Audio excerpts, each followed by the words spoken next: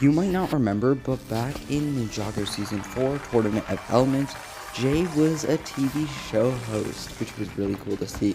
And I decided I was going to recreate the scene in Lego. So I started with this one gray plate and started putting these sort of blue plates as a carpet. I then added this tan piece because this is where the minifigure was going to stand on. After that, I decided to add a piano because those types of TV shows usually have those. The piano was made out of a stud piece, an actual piano piece, and a little bar to connect the arch to the piano. And you can also put music on that little stud over there. For the background, I used one of these driver handle pieces along with these sort of tool holder pieces.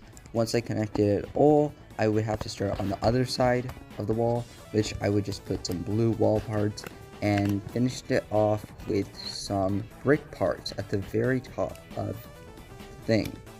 And this is what I had so far. Now, the cool part about this is once you do this sort of cape and clip thing, the whole thing in the back is covered with red, so it looks kind of cool. Then I added a ceiling, and pretty much this was finished off.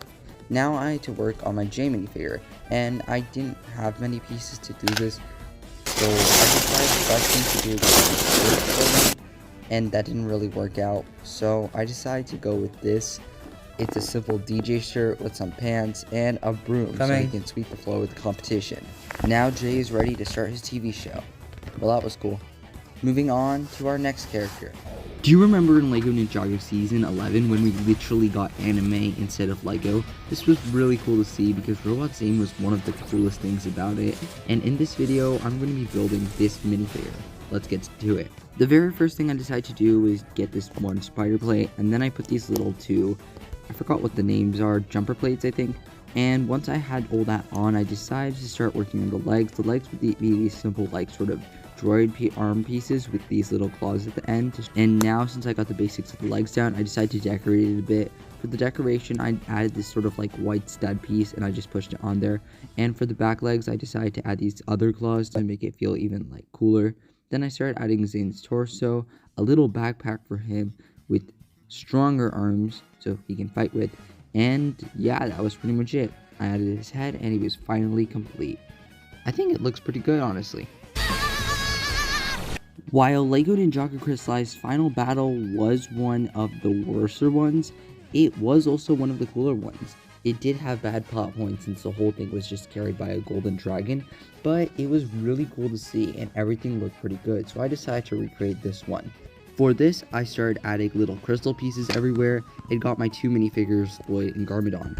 Since I don't have the actual ones, I actually have to work with these that I add paper onto to make it look like the actual ones, but you know, hope you guys like it. And the last minifigure would be the Crystal King since I didn't have Harumi. And I started adding more crystal pieces while also using the Crystal King temple set as a resource because it had a lot of these cool things on and I can just sort of put it on the side of the battlefield to make it all look cool. And I sort of aligned some of the side segments of the Crystal King battlefield. I also added his middle crystal because that's the one he puts all his power into. So, you know, I think that was pretty much it, and that would be your crystallized battlefield. But if you thought that was it, then you are wrong, because I have one more thing to show you guys. And inflatable Jareth has to be the best thing about LEGO Ninjago Season 5, so I decided to recreate him. Ta-da! Wait, come on.